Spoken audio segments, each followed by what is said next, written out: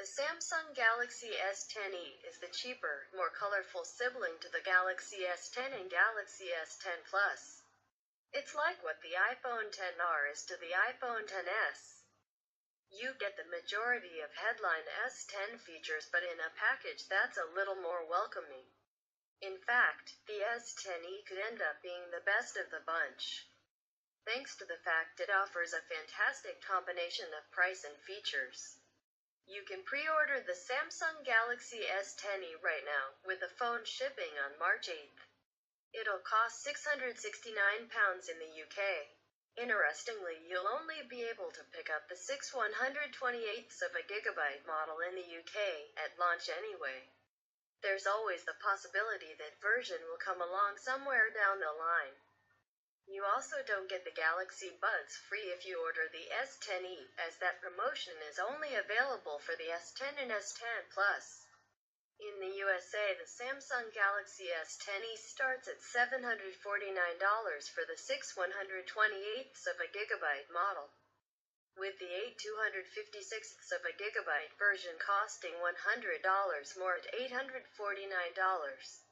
In the UK, it looks like all major carriers, e.e., Vodafone, 3 and O2 are stocking the phone, alongside Virgin Mobile and Tesco Mobile. Check out our Samsung Galaxy S10e pre-order deals for all the latest news on pricing and the best offers. This is the first time Samsung has released a more affordable version of its flagship series, without offering a severely depleted entry such as the mini phones of old. The S10e feels every bit a flagship phone as the regular S10 and S10 Plus. It does, of course, have to make some sacrifices to reach that lower price. Gone is the sloping, curved display, and there's only 2 cameras on the back. The S10 and S10 Plus include 3. Hold it in your hand, however, and I doubt you'll be disappointed. The metal rim feels plenty sturdy and both the front and back are glass.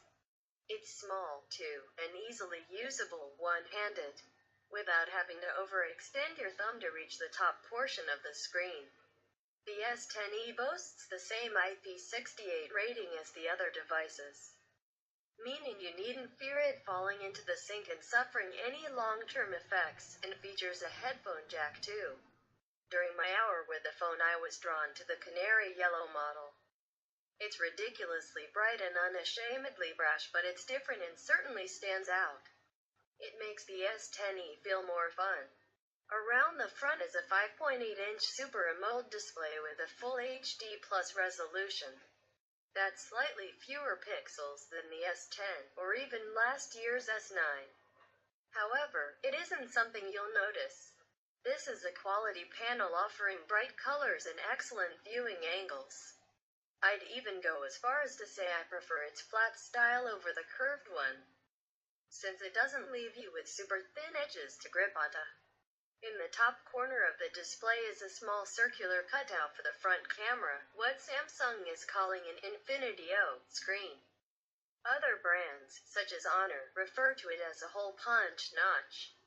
After only an hour with the device, it's difficult to judge whether it will prove less intrusive than the notch on an iPhone XS, for example, but I remain unconvinced that it's any better than Samsung's previous designs. As immersive as this screen could be, I continue to be drawn to the black spot in the corner. While the S10 and S10 Plus both feature ultrasonic fingerprint sensors below the screen, the Galaxy S10e takes a page from Sony's Xperia line and puts the fingerprint sensor on the side. It takes the form of a capacitive pad that's about the length of your thumb. It's located in a spot where my hand naturally rested when I picked up the phone. It was lightning fast to scan my finger, too, especially compared to the S10. There's basic 2D facial unlocking, too, if that's more your thing. It's great to see that the S10e's cheaper price doesn't come with a lower-end chipset.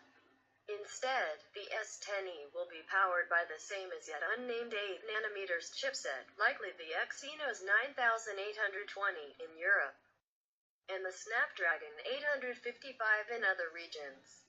Supporting the above chipset will be either 6GB or 8GB of RAM and 128GB or 256GB storage. I'm not a fan of being presented with multiple RAM options by phone makers since it implies different performance between models, but it seems to be so common these days. The S10e is home to a 3,100 mAh battery, plus support for Qi charging and wireless power share. This fancy new tech allows you to use your phone's battery to charge up other Qi-enabled devices such as Samsung's new Galaxy Buds, with your S10e acting as the wireless charger. In terms of software, the Galaxy S10e ships with the Android 9 Pie and the recently unveiled One UI. This is Samsung's reinvention of its software, and it feels like a big improvement. There's a focus on being able to use apps with one hand, with many of your most frequent interactions pushed down towards the bottom of the screen. The camera UI now has a very iOS feel to it. And there are AI-based elements too. The whole system is meant to learn your behavior and open more frequently used apps quicker. Whether this actually works remains to be seen. On the rear of the S10e is an optically stabilized 12-megapixel sensor that can shift between f1.5 and f2.4 aperture to let more light in when required. This feature was first introduced on the Galaxy S9, making a difference when shooting in really dark environments such as bars or dimly lit restaurants. However, there's no dedicated low-light shooting mode here, like night sight on the Pixel phones, for instance, and that feels like an odd omission. This camera sensor sounds exactly like the one you'd find in the S9. It will be interesting to see whether anything has changed. The S9 took decent pictures, but not as good as those shot on the iPhone XR or Google Pixel 3 II phones. The S10e is rivaling in on price. Next to that camera is an ultra-wide-angle, 16-megapixel fixed-focus camera that will likely be great for landscape shots and cramming as much as possible into your snaps. Selfies are handled by the 10-megapixel front camera,